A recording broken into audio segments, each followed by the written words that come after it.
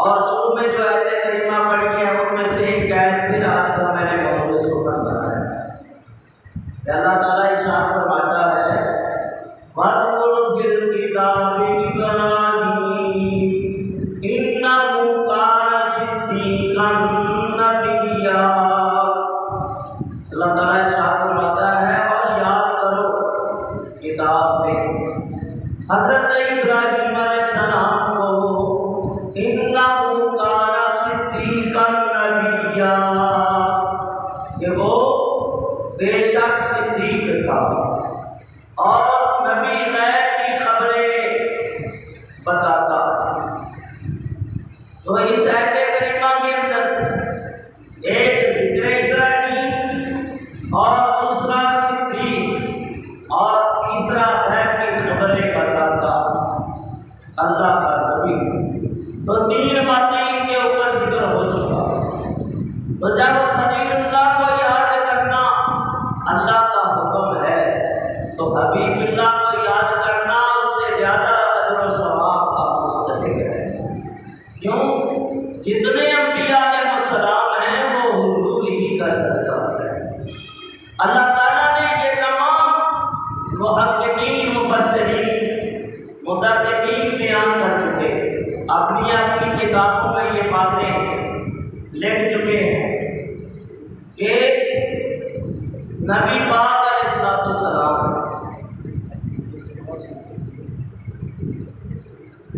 نبی کریم علیہ السلام کی حدیث پاک سے ترمذی اور مشکات سے یہ بات واضح ہے کہ اگر حضور نہ آتے تو اللہ کا فرمان ہے محبوب میں دنیا کو نہ بناتا۔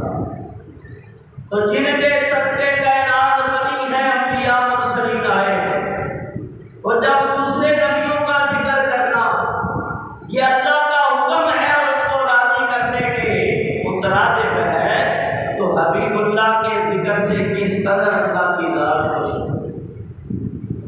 ایک بات حضرت ابراہیم علیہ السلام ان کا ذکر پاک کرنے کی وجہ سے ہمارے اندر یہ شعور یہ آگاہی پیدا ہوتی ہے کہ جس طرح انہوں نے اللہ کی رضا کی خاطر ہر امتحان میں کامیابی حاصل کی اور زندگی کے ہر لمحے کو اللہ کی یاد سے مرکب کیا، ہم بھی اسی طرح کوشش کریں کہ اللہ کی اطاعت اور فرما برداری بجا لائیں۔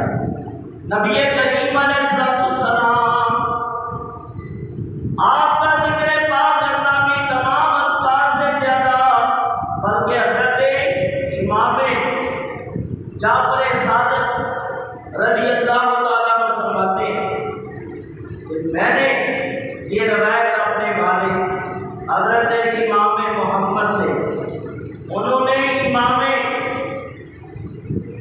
زین العابدین سے، انہوں نے اپنے والد امام علی مقام امام حسین سے، انہوں نے اپنے والد علی مرتضیٰ سے، اور انہوں نے یہ روایت سرکار دو عالم صلی اللہ علیہ وسلم اور نبی کریم علیہ السلام نے اللہ سے اس پیغام کو سنا، اے حبیب میں نے تیرے ذکر کو بلند کر دیا، اس قدر بلند کر دیا کہ جہاں میرا ذکر ہوگا وہاں تیرا ذکر ہوگا، اور جب تک میرا ذکر کرنے والا تیرا ذکر نہ کرے، یعنی میرا ذکر تو کرے لیکن تیرا ذکر نہ کرے، تو میں اس ذکر کو قبول نہیں کروں گا جب تک تیرا ذکر ساتھ نہ کیا جائے۔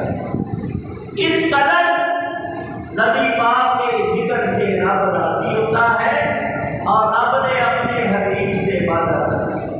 حضرت ابراہیم کا ذکر تین بیان کے اندر ہو چکا، نام ہے ابراہیم علیہ السلام، ابراہم بھی کہا گیا، اور والد کا نام ہے تارک، ایک روایت تارک اور ایک روایت سے تیراہ ہے۔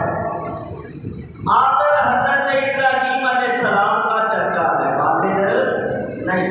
حافظ ابن کثیر کی لکھی ہوئی تاریخ وہ نسب بیان کرتے ہیں، ابراہیم نے بن سارون بن رابو بن فالح بن عابر بن صالح بن فشد بن شام بن نوح علیہ السلام، یہ آپ کا شجرہ نسب۔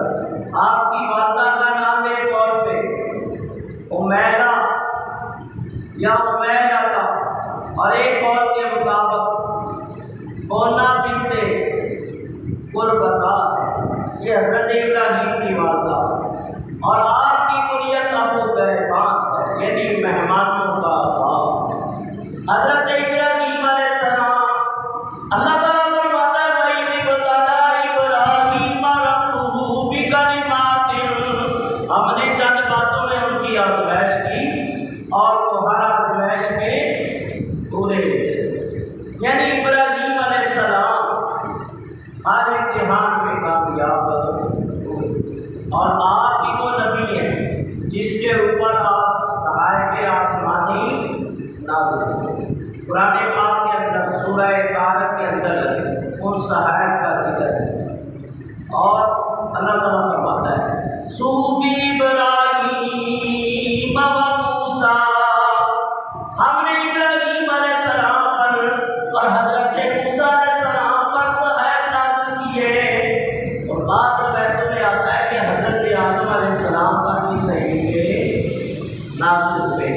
آخر میں اگر کوئی وقت مل گیا مجھے تو جو آپ کے صحیفے نازل ہوئے ہیں ان میں سے کچھ باتیں صحائف ابراہیم کی میں باتیں آپ کی خدمت میں پیش کروں گا۔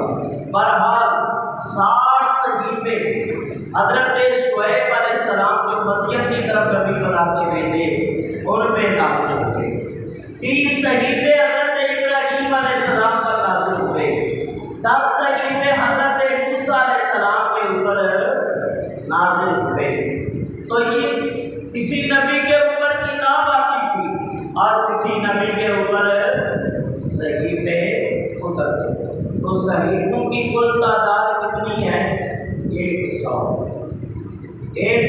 کا نام کرتی ہے۔ اگر یہ جو میں نے گنے ہیں 60 حضرت شعیب پر اور 30 حضرت ابراہیم پر، 10 موسیٰ علیہ السلام پر، تو یہ 100، اور 4 بڑی کتابیں ہیں یہاں کی، توریت، زبور، انجیل اور قرآن، تو یہ 104 الہامی کتب اور صحیفے ہو گئے۔ بہرحال ہمارا سب پہ ایمان ہے، آمنت باللہ و ملائکتہ و کتبہ و رسلہ، میں ایمان لایا اللہ پر اور اس کے رسولوں پر اور اس کی کتابوں پر۔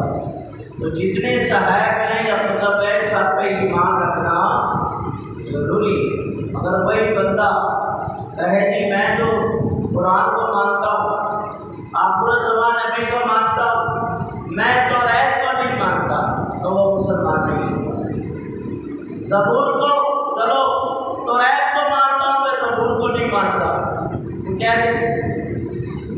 تو مسلمان نہیں ہے۔ ہمارے نبی نے ہمیں یہ بھی سبق دیا، علماء و مفسرین نے تحقیقیں کر کے یہ بھی بتایا، اور یہی عقیدہ اہل سنت و جماعت تک پہنچا کہ ہر نبی اور ہر کتاب اور ہر رسول پہ ایمان رکھنا۔ 1,24,000 دیا، ان میں 313 رسول، تمام صحائف اور تمام کتابیں ہمارا سب کے اوپر ایمان ہے۔ اللہ تعالیٰ سے دعا ہے کہ جب تک زندہ رہیں اسی عقیدے کے اوپر ایمان کے ساتھ رہیں، وقت موت آئے تو اللہ اسی میں خاتمہ میں ہے ایمان کے ساتھ کرے۔ حضرت ابراہیم علیہ السلام اور آپ کے آدمات دو اعتبار بیان کیے جائیں کہ جب اللہ سے تو آپ کی محبت ایسی تھی کہ اللہ نے آپ کو اپنا خلیل بنایا، اور پوری کائنات میں کوئی دوسرا خلیل نہیں۔ آپ کے بارے میں آتا جب آپ نماز میں کھڑے ہوتے تو اس قدر انہماک اور اللہ کی محبت میں عبادت میں لگ جاتے تو آپ کو کسی اور کا خیال بھی نہیں آتا۔ بعض مفسرین نے بیان کیا حضرت ابراہیم علیہ السلام ایک مہینے کی ایک میل کی فاصلے کے اوپر آپ کو اللہ کی محبت میں اور جوش میں آواز نکالتے تھے وہ سنی جاتی تھی، تو یہ ناممکن نہیں ہے۔ اللہ چاہے تو یہ سوز و گداز پیدا کر سکتا۔ یہ تو ایک میل کا فاصلہ بیان کیا ہے، اگر سینکڑوں میل بھی ہو تو تب بھی اللہ والے اس آواز کو سن لیتے، کیونکہ تاریخ کے اندر باتیں آئی ہیں، واقعات رہ جائیں گے اگر میں اسی کے اندر ہی لگا رہا۔ میں موٹی موٹی باتیں آج آپ کی خدمت میں پیش کرنا چاہتا ہوں تاکہ ساری باتیں موٹی موٹی آپ کی بیان ہو جائیں۔ حضرت ابراہیم علیہ السلام نماز میں اس قدر مہر ہوتے تھے، تو اسی بنا کے اوپر حضرت عمر کے بارے میں آتا ہے کہ جب وہ قرآن پڑھتے نا تو ان کے سینے سے آوازیں نکلتی اللہ کی محبت میں، جیسے کوئی ہڈیاں چولہے کے اوپر رکھی ہوئی ہے۔ بعض لوگ بھی وہ اس وجہ سے اعتراض اٹھاتے ہیں کہ یہ نماز کے بعد ذکر کرتے ہو، ہماری نمازیں جو ہے وہ خراب ہوتی ہیں۔ یہ سارے چمچلے ہیں ان کے بعد جو مارتے ہیں۔ حقیقت یہ ہوتا ہے کہ بندہ مومن جب نماز میں ہوتا ہے تو اس کو دوسرے کی خبر نہیں ہوتی۔ یہ کیسا نمازی ہے کہ اللہ کا ذکر ہو اور اس کی نماز خراب ہو جائے، تو پتہ چلا کہ تیری نماز کے اندر تیرے دماغ کا اپنا قدور ہے۔ اگر تو اللہ کا صحیح بندہ مومن بن کے نماز میں کھڑے ہو تو تجھے تو دوسرے کی خبر نہ ہو۔ حضرت علی کرم اللہ وجہ کریم جنگ صفین میں آپ کو پنڈلی کے اوپر تیر لگا، جیسے ہی نکالنے کی کوشش کی جاتی حضرت کو تکلیف ہوتی، کسی نے کہا میں ان کی عبادت سے بڑا اچھی طرح واقف ہوں۔ جیسے یہ نماز پڑھنے لگے نا تو آپ وہاں سے نکال لیتے، جب نماز پڑھ کے فارغ ہوئے تو مسلح پہ خون ہی ہو، کہا یہ کیسا خون ہے؟ کہا حضرت آپ کی پنڈلی کا تیر نکال دیا گیا۔ آپ فرمانے لگے مجھے رب کعبہ کی قسم ہے، خدا کی قسم میں تو نماز کی حالت میں تھا، مجھے تو خبر ہی نہیں ہوئی کہ تیر نکالا گیا۔ اسی طرح بہت ساری باتیں تو اعتراض کرنے والے کرتے رہتے ہیں، لیکن ہم اہل سنت و جماعت کا عقیدہ ہے کہ بندہ مومن کو ہر نماز کے بعد ذکر کرنا چاہیے، یہ نبی کریم کی سنت ہے، اور یہ ترمذی سے بھی اور مشکات سے بھی ہے، اور ایک روایت بخاری کی بھی ہے کہ نبی پاک ہر نماز کے بعد کلمہ طیبہ اور آپ کے صحابہ اس کا ذکر فرماتے تھے۔ اگر نہ بھی کرتے ہو لیکن یہ ایک اچھا عمل ہے، اگر کوئی بھی قیامت تک حضور فرماتے ہیں من سنہ سنتن عملا اجرا فہو اجرہ علی اللہ، جو بھی دین میں اچھا رستہ نکالے گا لوگ اس پہ عمل کریں گے، اللہ کے حبیب فرماتی ہیں لوگوں کو بھی ثواب ملے گا، اعجاز کرنے والے کو بھی ثواب ملے گا۔ حضرت ابراہیم علیہ السلام نماز کی حضرت کی یہ کیفیت تھی، اس قدر انہمام کے اندر آپ نماز پڑھتے اور روزہ آپ ہر مہینے 13 اور 14 اور 15 کا روزہ رکھنا، یہ حضرت آدم علیہ السلام کا بھی طریقہ ہے، حضرت ابراہیم علیہ السلام کا طریقہ ہے۔ حضرت نوح علیہ السلام ان کے بارے میں آتا ہے سوائے عید کے 2 تہواروں کے پورا سال روزے رکھتے تھے۔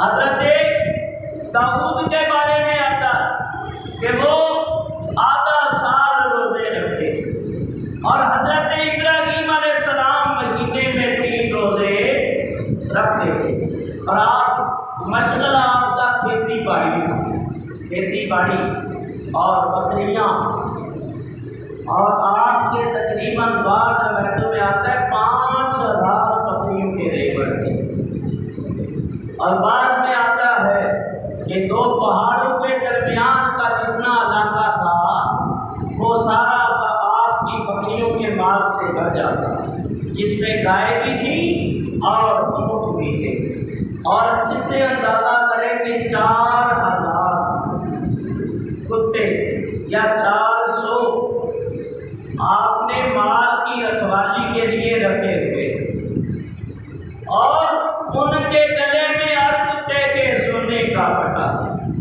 لیکن اس کے باوجود آپ کو دنیا کی پرواہ نہیں تھی، اللہ کی محبت آپ کے اوپر غالب ہے۔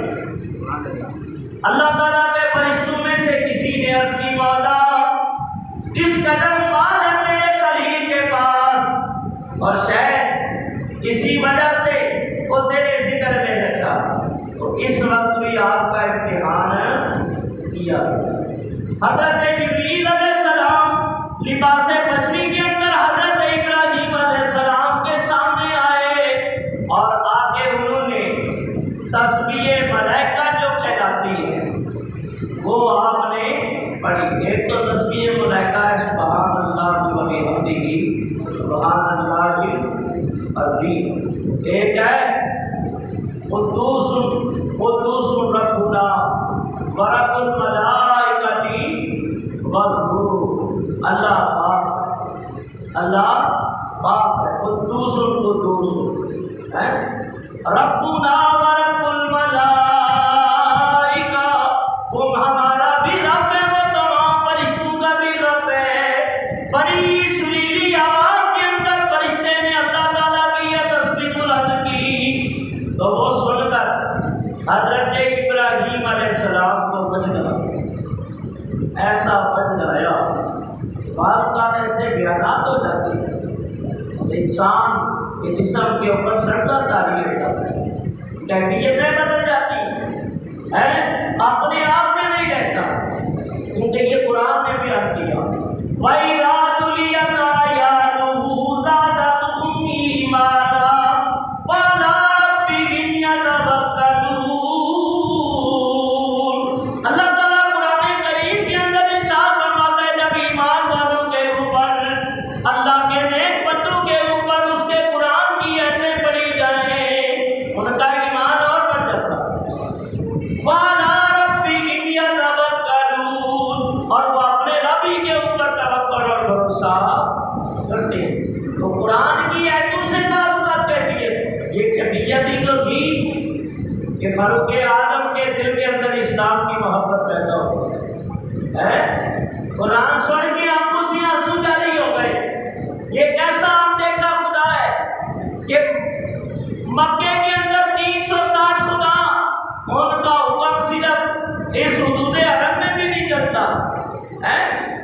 یہ کیسا ہم دیکھا خدا ہے، خدا یگانہ، خدا یکتا، جس کا حکم زمینوں میں بھی چل رہا ہے، آسمانوں میں بھی چل رہا ہے۔ یہاں تک کہ کیفیت بدل جاتی ہے، اور بعض اللہ والوں کی وجہ سے ان کے کلام سن کے جسم کے اوپر لرزہ طاری ہو جاتا ہے۔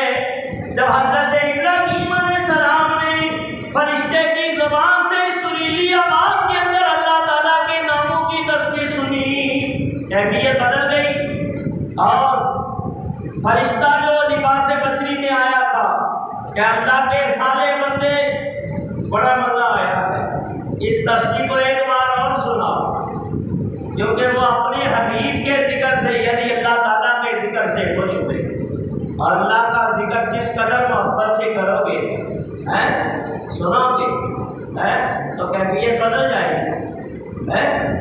بعض اللہ والے ایسے ہیں کہ وہ ذکر کرتے ہیں تو ان کے ساتھ پہاڑ بھی ذکر کرنے لگ جاتے ہیں، بعض اللہ والے ایسے ہیں وہ ذکر کرتے ہیں تو ان کے ساتھ حجر و شجر بھی ذکر کرنے لگ جاتے ہیں، اور اگر ذکر کرنے والے بابا فرید ہوں، ذکر کرنے والے شیخ عبد القادر جیلانی، اللہ ذکر کرنے والے حضرت علاؤدین ثابت الیلی ہوں، ذکر کرنے والے حضرت داتا علی حجویری ہوں، تو پھر ذکر کا کیا کہنا ہے؟ زبانی کا ذکر سارے کرتے ہیں، لیکن ان اللہ والوں کا جو ذکر سن کے کیفیت بدلی تھی ابراہیم علیہ السلام کی، ان کی زبان بھی اللہ کا ذکر کرتی ہے، ان کی روح بھی اللہ کا ذکر کرتی ہے، ان کا دل بھی اللہ کا ذکر کرتا ہے، اور زبانی کلمہ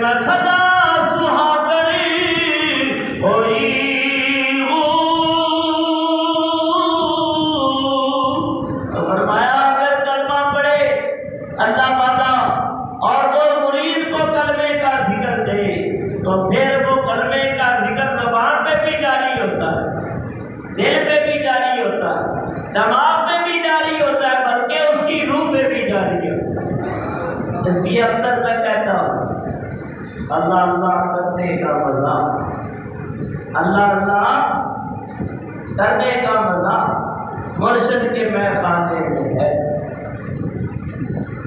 دو جہانوں کی حقیقت ان کے پیمانے میں ہے۔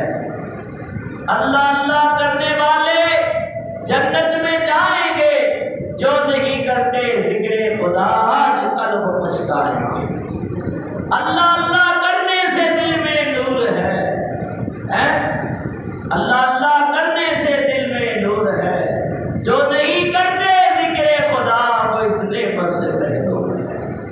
اللہ تعالیٰ اپنے ذکر کی توفیق عطا فرمائے۔ خلیل اللہ کو بجدا کیا، کہنے لگے یہ نام مجھے پھر سنا۔ کہا اگر آپ کو سناؤں تو کہا آدھا مال دے گا، آدھا مال دے دیا۔ پھر کہنے لگے پھر سنا۔ کہا پھر کیا ملے گا؟ آزمائش تھی نا۔ کہا آدھا جو باقی ہے وہ ملے گا۔ وہ سنا، پھر آخر میں کہنے لگے پھر سنا، کیونکہ عاشق کبھی سیراب ہوتا نہیں ہے۔ فرمایا میاں سے فرماتے ہیں کہ جیڑا جس دا وہ عاشق ہوئے او سے دی گل کرے دا سو سو عذر بہانے کر کے دیو گئی مرنے مریدا۔ فرشتہ پکار اٹھا پروردگار عالم، جس طرح تو نے اپنے ابراہیم کو اپنا خلیل بنایا اور خلیل کے لقب سے تو نے مشرف فرمایا اور خلت کا لباس عطا فرمایا، یہ واقعہ تیرا خلیل ہے۔ اسے دنیا کے مال کی کوئی پرواہ نہیں ہے، بلکہ ان کے اوپر اللہ کی محبت ہی غالب ہے۔ اس لیے اللہ کے حبیب علیہ السلام فرماتے ہیں کہ دل میں اللہ کی یاد کو جگا دو، دل کا یاد، دل اللہ کی یاد سے، اور فرمایا ہاتھ کار بندے دل یار بندے۔ حضرت خواجہ غلام فرید کو مٹھن والی سرکار کہ ہاتھ تو کاموں میں لگے رہے لیکن دل اللہ کی یاد میں لگا رہے۔ تو اس لیے اللہ والے کام بھی جاری رکھتے ہیں، دنیا بھی ان کا دل اللہ کی یاد میں۔ حضرت ساتھی یہاں نقطہ بیان کرتے ہیں، وہ فرماتے ہیں کہ کشتی اگر پانی کے اوپر رہے تو خیر ہی خیر ہے، مسافروں کے لیے بھی خیر ہے، ملاح کے لیے بھی خیر ہے۔ اگر وہ پانی کشتی کے اندر آ جائے کشتی تباہ ہو جاتی ہے۔ دنیا اللہ والوں کے دل میں نہیں آتی، اگر بندہ مسلمان کے دل میں دنیا آ جائے، اللہ کی یاد نکل جائے، وہ دل بھی برباد ہو جاتا ہے۔ اس کے اوپر اور بھی بہت سارے نقطے ہیں، لیکن ذکر چل رہا ہے سیدنا ابراہیم علیہ السلام کا۔ فرمایا کہ اللہ کے حبیب علیہ السلام آپ فرماتے ہیں بات حشر کے میدان کی چل رہی ہے، اللہ قیامت کے دن کی رسوائی سے بچاتے ہیں، قیامت کے دن کی ہولناکیوں سے محفوظ کرے، جس دن کوئی کسی چیز کا سایہ نہیں ہوگا سوائے اللہ کے عرش کے۔ اللہ اپنے عرش کا سایہ، اپنے زمانے کے عرش کا سایہ عطا فرمائے۔ سب کے اوپر وہ دن 50,000 سال کا دن آدھا سوچو گزار میں گزر جائے گا، لیکن بندہ مومن کے لیے ایسا ہوگا جیسے عصر کی 4 رکعتیں پڑھنے میں ٹائم لگتا ہے، اس کا دن ایسے گزر جائے گا۔ یا ایک بکری کا دودھ نکالنے میں جتنی وقت صرف ہوتا ہے، بندہ مومن اتنی دیر میں حساب ہو کے جنت میں پہنچ بھی جائے گا۔ کسی کا سایہ نہیں ہوگا اللہ تعالیٰ کی آمد کے دن۔ سب سے پہلے جس کے اوپر انعام و کرام کی بارش کرے گا اور جنتی لباس عطا فرمائے گا، اللہ کے حبیب فرماتے ہیں وہ حضرت ابراہیم علیہ السلام ہے۔ یعنی ان کا حساب و کتاب بغیر حساب کے بخشے بخشائے، اور فرمایا کہ اللہ تعالیٰ ان کو جنتی لباس سب سے پہلے عطا کرے گا۔ معراج کی رات نبی کریم علیہ السلام کی جب ملاقات ہے ساتویں آسمان پہ حضرت ابراہیم علیہ السلام سے ہوئی۔ اب سنو اور ایمان دادا کرو، کتنی پیاری بات آ رہی ہے۔ نبی کریم علیہ السلام فرماتے ہیں، عبداللہ ابن مسعود روایت کرتے ہیں، حضور فرماتے ہیں لقیت ابراہیم لیلۃ الاسری بی فقال یا محمد واقر امتک من السلام واخبرهم ان الجنۃ طیبۃ التربۃ عذبۃ الماء وانها تیار وان غراسها سبحان اللہ والحمد للہ ولا الہ الا اللہ واللہ اکبر۔ جب ملاقات ہوئی لقیت میں ملا، آقا فرماتے ہیں کس سے؟ حضرت ابراہیم علیہ السلام سے ملاقات میں فرمایا یا محمد، اے محمد صلی اللہ علیہ وسلم، آپ اپنی امت سے میرا سلام کہہ دیجئے اور ان کو یہ خبر دیجئے، وَأَخْبِرْهُمْ خبر دیجئے ان الجنۃ طیبۃ التربۃ عذبۃ الماء، خبر کیا دینی ہے کہ جنت کی مٹی بڑی خوشبودار ہے، اس کا پانی بڑا ہی شیریں ہے۔ بے شک جنت میں بہت سارے میدان ہیں، جنت میں بہت سارے میدان ہیں۔ آپ اپنے امتیوں سے کہیں اس میں شجر کاری کریں، کیا لگائیں؟ درخت لگائیں، اس کو آباد کریں۔ تو جنت میں شجر کاری کیا ہے؟ سبحان اللہ والحمد للہ ولا الہ الا اللہ واللہ اکبر۔ جیسے یہ ایام تشریق چلتے ہیں، اتوار کی اثر، یہ تسبیح ہر نماز کے بعد ایک مرتبہ اس کا پڑھنا واجب ہے، 3 مرتبہ پڑھنا سنت ہے اللہ کے حبیب کی۔ اور ان دنوں میں سب سے زیادہ اللہ کی عبادت فرائض کے بعد، واجبات کے بعد جس کا سب سے زیادہ اجر و ثواب ہے وہ اسی تسبیح کا مل رہا ہے۔ اس کو کثرت سے پڑھیں، یہ ضروری نہیں کہ 3 وقت نماز کے بعد پڑھی جان چھوڑ کے، چلتے پھرتے پڑھیں، تسبیح پہ پڑھیں، 100 مرتبہ 500 مرتبہ 1000، میں تو کہتا ہوں بلکہ ان گنت پڑھیں جتنا ہو سکے۔ پر تسبیح اس لیے لی جاتی ہے ہاتھ میں تاکہ دل جو ہے نا ادھر لگا رہے، توجہ ادھر ادھر ہٹے نہیں، ورنہ اللہ کی اتنی نعمتیں ہیں ہم گن ہی نہیں سکتے، تو ہم اس کا ذکر بھی گن گن کے کریں گے۔ یہ تسبیح اس لیے، ایسے مراقبے والے ارشد بھائی ہے، وہ ہر اتوار کو مراقبہ کراتے تسبیح چلاتے، تو اس کی وجہ یہ ہوتی ہے کہ دل متوجہ رہے، دماغ متوجہ رہے۔ جس طرح یہ تسبیح کے دانے چل رہے ہیں، گر رہے ہیں اور ایک آواز پیدا ہو رہی ہے، ایسے ہی دل اللہ کے ذکر سے اللہ اللہ کر رہا ہے۔ اور جس نے یہ مزہ لیا ہو نا، یہ بات ہے نا ہر ایک تو سمجھ نہیں سکتا، جو مرشد والے ہیں وہ سمجھ سکتے ہیں۔ کہ پہلے بار میں بتاتا ہوں، یہ مرشد پکڑنے کا فائدہ پتہ ہے کتنی برکتیں ہیں۔ وہ تو قبر میں جو ہونا ہی ہونا ہے حشر کے دن، دنیا میں یہ فائدہ ہے، یہ 7 مقام دل ہے اس طرف، یہ نیچے مقام اس طرف، یہ 5 مقام، چھٹا 7واں جو سلطان الاسرار کہلاتا ہے یہ دماغ ہے۔ اور کسی اللہ والے کی نسبت ہو جائے، ذکر مل جائے، پھر مراقبہ کرتا رہے اور پھر وہ دربار کے اندر شمع روشن ہو جائے، جب یہ کھڑا ہوتا ہے نماز میں 7 جگہ بیات وقت اللہ اللہ اللہ، پھر عبادت میں مزہ آتا ہے، چلتے پھرتے یہ مقام روشن ہوتے ہیں۔ لیکن یہ سودا ظاہر آٹا لو گے، مرچیں لو گے تو یوٹیلیٹیز پلیٹ پہ جاؤ گے، نہ شوروں پہ جاؤ گے۔ اس طرح اللہ والوں کی دکانوں پہ یہ ان کی خانقاہ ہے، اللہ والے جب وہاں یہ سودا لینے جاؤ گے تو وہ روحانی سودے سے تمہارے اندر کو مالا مال کرتے ہیں۔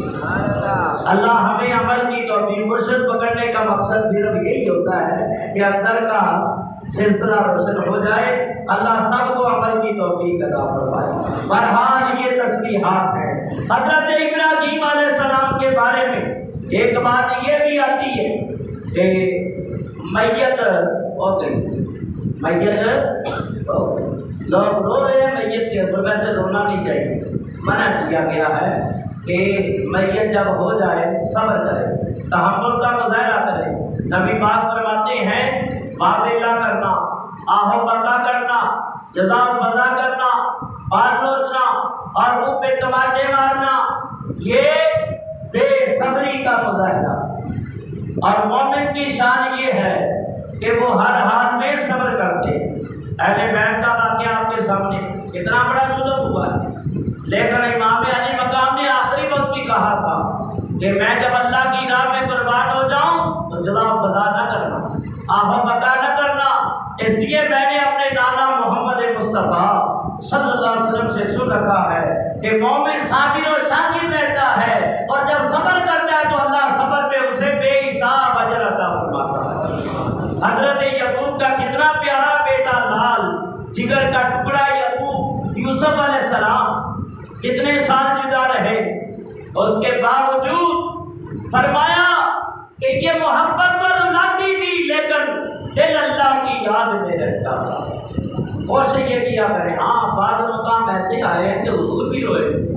بیٹے ابراہیم کو جب جنت بقیع میں دفنایا جا رہا تھا، محبت کی آنکھیں آنسو سے تر ہو گئی، یا رسول اللہ آپ بھی؟ فرمایا میں نہیں روتا، بلکہ یہ اولاد کی محبت رلاتی، خود بخود آنسو نکل جائے تو اور بات، ایک سر پکڑ کے ہاتھ مار کے ایک معاملہ شروع کر دینا، یہ اللہ کے نیک بندوں کا شیوا اور شعار ہے نہیں ہے۔ اللہ سب کو عمل کی توفیق عطا فرمائے۔ تو میت پہ رو رہے تھے، خلیل اللہ علیہ السلام فرمانے لگے تمہیں اپنے اوپر رونا چاہیے، وہ تو 3 مراحل سے گزر گیا، سکون پا گیا، اور تم دنیا میں ہو، تمہیں اپنے اوپر رونا چاہیے۔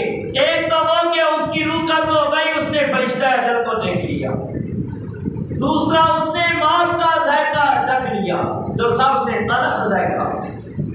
اور حضور فرماتے ہیں موت جب طاری ہوتی ہے، اس قدر سکرات کا عالم سخت ہے، اگر عذاب در والوں کے بار بھی کر دیے جائیں تو اس قدر تکلیف نہیں ہوتی جتنا روح نکلنے کی تکلیف ہوتی۔ تو فرمایا اس نے یہ تلخی بھی چکھ لی ہے، اور فرمایا کہ اس کی روح بھی نکل گئی، اب قبر میں ہے، بندہ مومن ہے جو سکون میں ہے، گناہگار ہے جو عذاب میں ہے، لیکن تو فکر کر، اپنے اوپر رو، اپنا محاسبہ کر، پتہ نہیں وہ تو اپنا ایمان سلامت رہ کے چلا گیا، پتہ نہیں تیرا ایمان سلامت رہے یا نہ رہے۔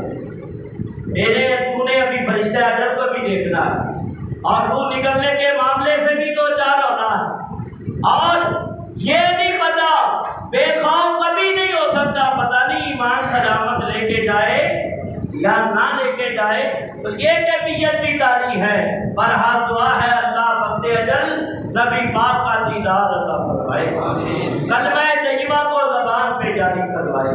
حضرت ابراہیم علیہ السلام، ایک نقطہ صرف بیان کرتا ہوں پھر موضوع کو آگے بڑھاتا ہوں۔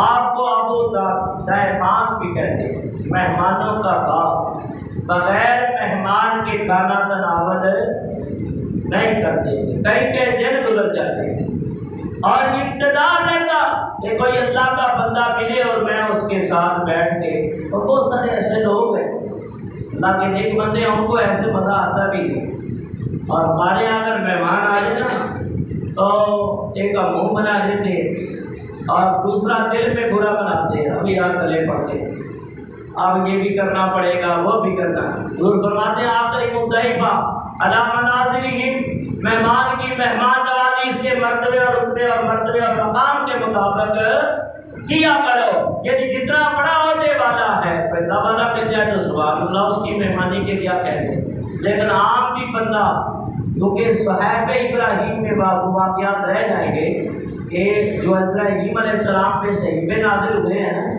ان میں سے ایک بات یہ ہے کہ اے میرے بندے ابراہیم، یا فرمایا اے ابن آدم، میرے مہمانوں کی عزت کیا کرو، میرے مہمانوں کی، جب تم میرے مہمانوں کی عزت کرو گے تو میں تمہاری عزت سے مہمانی کروں گا۔ اور جنت کے اندر جب بندہ مومن میری مہمانیوں کو دیکھے گا تو اشش کر اٹھے گا اور اللہ کی حمد کرنے پہ مجبور ہو جائے گا کہ اللہ کے دسترخوان کے اوپر تمام کائنات کھا رہی ہے لیکن پھر بھی کم ہو رہا نہیں ہے۔ جو جو رزق کسے دا کی تس تے لکھیا کدی بھی نہ ٹالے، لکھ کروڑ تکے بلائیاں تے پھر بھی اوویں پالے۔ خلیل اللہ علیہ السلام مہمان کا انتظار کرتے کرتے ایک بزرگ بڑا بوڑھا اور بال مونچھوں کے بڑے ہوئے، داڑھی کے بعد بھی بڑے ہوئے، عمر بھی بہت زیادہ، اس کا ہاتھ پکڑا اور دسترخوان پہ لا بٹھایا اور کہا بابا جی اللہ کا نام لے کے شروع کر دو۔ وہ کہنے لگا کھانا کھلانا ہے تو کھلاؤ، میں تے اللہ کو نہیں مانتا، مجھے نہیں پتا رب کون ہے۔ وہ مجوسی شخص تھا، تو آپ نے تھوڑی خفگی فرمائی، بھائی اگر آپ اللہ کا نام لیں گے تو آپ کا کون سا وقت ضائع ہو جائے گا، یا کون سے آپ کے درو و دینار یا کوئی دنیا کی چیزیں خرچ ہو جائیں گی۔ وہ کہنے لگا کہ کھلانا ہے تو کھلاؤ۔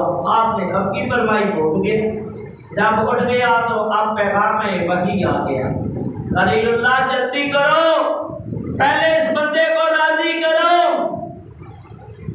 اور یہ 70 یا 80 سال کی عمر کا ہو گیا ہے اور یہ مجھے مانتا بھی نہیں ہے، ساری عمر اس نے کفر میں گزار دی، لیکن ایک دن کا لقمہ بھی میں نے نہیں روکا، یہ مجھے نہیں مانتا لیکن میں پھر بھی اس کو رزق دے رہا ہوں، جلدی کرو اس کو راضی کرو۔ تو حضرت خلیل اللہ دوڑے، اللہ کا حکم تھا۔ آپ جا کے بابا جی کو پکڑ لیا، بابا کہنے لگا پہلے ڈانٹتے ہیں اور اب پھر پکڑتے ہیں، معافیاں مانگتے، دسترخوان پہ بلاتے ہیں۔ کہا مجھے بڑا تعجب ہے، وجہ کیا ہے؟ کہا میرا رب جو ہے اس نے ناراضگی کا اظہار کیا، جلدی کرو۔ کہا وہ کیسا رب ہے، وہ کیسا پروردگار ہے جو اپنے دشمنوں کی وجہ سے اپنے دوستوں پہ خفگی فرماتا ہے؟ ایسے رب سے دوری اختیار کرنا تو بہت بڑی حماقت ہے، بڑی بے وقوفی ہے۔ واپس آ گئے اور دسترخوان لگا دیا گیا، بیٹھ گئے۔ کہا کھانا بعد میں کھاؤں گا، پہلے مجھے رب کی ذات کا تعارف کراؤ۔ کلمہ پڑھایا اسے، بڑا لا الہ الا اللہ ابراہیم خلیل اللہ، کلمہ پڑھا اور مسلمان ہو گیا وہ شخص، اور کہا کہ خدا کا شکر ہے جس نے اپنے نبی کے طفیل مجھے معرفت اور بندگی عطا فرمائی، اور وہ بہت بڑے مقام ولایت پہ پہنچ گیا۔ تو حضرت ابراہیم علیہ السلام مہمان نوازی اور وعدے کے بڑے پکے، خطرہ کرنا یہ آپ ہی کی سنت ہے۔ سب سے پہلے جس نے خطرہ اپنا کیا 80 سال کی عمر میں حضرت ابراہیم، اور یہ شلوار اور پاجامہ یہ بھی خلیل اللہ علیہ السلام کی اجازت ہے، سب سے پہلے آپ۔ اور آدمی کی داڑھی سفید ہوئی، اور جنت میں کسی جنتی کی داڑھی نہیں ہوتی، یہ بھی یاد رکھیں، سوائے ابراہیم علیہ السلام کی، جنت میں صرف انہی کی داڑھی ہوتی، اور انہی کے داڑھی کے بعد سب سے پہلے سفید ہوئے۔ یا اللہ یہ کیا ہے جس سے میں دو چار ہوا ہوں؟ فرمایا ہم نے تجھے بزرگی عطا فرمائی، لیکن بات یہ اگر کوئی سفید داڑھی رکھنا چاہے تو منع نہیں ہے، رکھ سکتے، لیکن یہ دلیل نہیں آپ دے سکتے کہ ابراہیم کو بزرگی عطا فرمائی ہم نے اس وجہ سے نہیں۔ ہم ابراہیم علیہ السلام کی نہ امت میں ہیں نہ ان کے پیروکار ہیں، ہم پیروکار ہیں جناب محمد رسول اللہ صلی اللہ علیہ وسلم کے، اور نبی پاک علیہ السلام کے نزدیک جو پسندیدہ عمل تھا جس سے صحابہ کو وصیت فرماتے تھے داڑھی کا رنگنا، فرماتے تھے اس کو اذخر سے رنگو، اس کو مہندی سے رنگو۔ نبی پاک جس صحابی کی داڑھی سفید دیکھتے فرمایا حضرت ابو بکر کے والد عثمان ابو قحافہ کی داڑھی اذخر سے، آپ کے 17 بال سفید ہوئے تھے، آپ مہندی لگاتے، اگر یہ عمل کریں تو سنت ہے۔ نبی پاک صلی اللہ علیہ وسلم نے فرمایا یہودیوں کی مخالفت کیا کرو، نصارہ کی مخالفت کیا کرو، وہ داڑیاں نہیں رکھتے، ہم تو اگر کوئی داڑھی کو مہندی لگائے سوائے کالے نظام یہ منع، کالا منع ہے، براؤن آپ لگا سکتے، مہندی آپ لگا سکتے، کالا نہیں لگا سکتے، کالا منع کیا گیا ہے، باقی براؤن کلر آپ، مہندی کلر آپ استعمال، اگر مہندی لگائیں اس نیت سے کہ نبی پاک کی صحابہ کی سنت ہے تو آپ کو ہر بار لگانے کے اوپر 100 شہیدوں کا ثواب ضرور ملتا ہے، کیونکہ نبی پاک فرماتے ہیں پرفتن دور کے اندر میری سنت پہ عمل کرنا 100 شہیدوں کا اجر و ثواب اللہ تعالیٰ عطا فرماتا ہے۔ 12 سنت بھی کرو لیکن اس کے ساتھ فرض اور واجب کو آگے رکھو، یہ نہیں سنتوں کے پیچھے ہی پڑے رہو، فرض کو پوچھو ہی نہ، ایسا نہیں۔ سنت میں بھی ہمارا عقیدہ ہے، نبی پاک فرماتے ہیں جو میری سنتوں میں عمل کرتا ہے کل قیامت کے لیے اسے میرا دیدار بھی نصیب ہوگا، میری شفاعت بھی نصیب ہوگا، لیکن اس کو نصیب ہوگی کہ جو فرض بھی پڑھتا، واجب بھی پڑھتا ہو، سنت مؤکدات بھی اختیار کرتا ہو تو اس کو نبی پاک کی شفاعت یقیناً ایک دل میں میرے خیال آتا ہے، اور یہ خیال کافی حد تک درست بھی ہے۔ ہو سکتا ہے جو فرض نہیں پڑھتا، واجب نہیں پڑھتا، سنتوں کا خیال نہیں رکھتا، تو نبی پاک نے تو شفاعت کرنی، وہاں تو اربوں خربوں مسلمان ہوں گے، تو آپ تک پہنچنا ہر ایک کے بس کی بات، لیکن آپ شفاعت ضرور کریں گے۔ یہ بھی تو ہو سکتا ہے، خیال آتا ہے کہ اگر نمازیں نہیں پڑھتا، واجب نہیں پڑھتا، سنت موقع تو شاید فرشتے اسے حضور کے سامنے جانے ہی نہ دیں، یہ بھی ہو سکتا ہے، کیوں علماء کی تحقیقیں۔ اور یہ بھی ہو سکتا ہے کہ فرشتے پہلے ہی پکڑے کہ اس کا حساب و کتاب کر دیں، یہ بھی ہو سکتا ہے، لیکن یہ بات پکی ہے، یہ بھی تحقیقی گفتگو ہے فقہا کی، جو فرائض پابندی سے پڑھتا ہے، واجبات پابندی سے کرتا ہے، سنتوں پہ موقدہ کے اوپر پابندی سے کرتا ہے، اسے یقیناً نبی پاک نے خود فرمایا ہے کہ میرا دیدار بھی ہوگا، میری شفاعت بھی نصیب ہوگا۔ تو لہذا اگر احتیاط سے کام لیں تو کوئی حرج ہے، کوئی مذائقہ ہے، تو بہتر یہ ہے کہ احتیاط اور عزیمت کا رستہ اختیار کیا جائے کہ سب چیزوں کا خیال کرنا چاہیے کہ اللہ تعالیٰ کی بارگاہ میں عرض کہ مولا جو تو نے میرے ذمہ حقوق لگائے تھے میں نے پورے کر رہا ہوں، پچھلی خطاؤں کی معافی چاہتا ہوں، مجھے معاف کر دے۔ وہ اللہ قادر مطلق ہے کہ بندے کی بخشش و مغفرت فرما دے، کیونکہ اس نے قیامت کے دن بھی اس کی رحمت نے بہانے تلاش کرنے ہیں، رحمت حق بہانہ میں جویت۔ فرمایا کہ حضرت خلیل اللہ علیہ السلام اتنی محنت اور امتحان کے بعد آخرات کے اوپر بھی وہ کیفیت تاری ہوئی جو ہر مسلمان کے اوپر ہے کہ اس محنت کے بعد پھر آرام سے سونے کا دن آیا، خلیل اللہ کے فاصل بہت ہونے کا دن آیا۔ یوں آپ نے کمرہ اپنی عبادت کے لیے مخصوص کیا ہوا تھا، اور جس میں عبادت میں مصروف تھے، اچانک فرشتہ اجل ظاہر ہوا اور آپ نے دیکھتے ہی پہچان لیا، اور پھر جا کے اللہ کا پیغام سنایا۔ کیا کہا؟ کبھی ایسا بھی ہوتا ہے کسی دوست نے کسی دوست کی روح کو قبض کیا ہو، فرشتہ اجل واپس بانٹتا ہے، خداوندی میں لوٹتا ہے، یا اللہ تیرے خلیل کا یہ پیغام ہے۔ کیا دوست بھی کبھی دوست کو مارنا چاہتا ہے، اس کی جان نکالنا چاہتا ہے؟ کہا میرے خلیل سے کہہ دو، کبھی یار نے بھی یار سے مکھ موڑا، کیا اپنے یار سے ملاقات کو ناپسند کیا ہے؟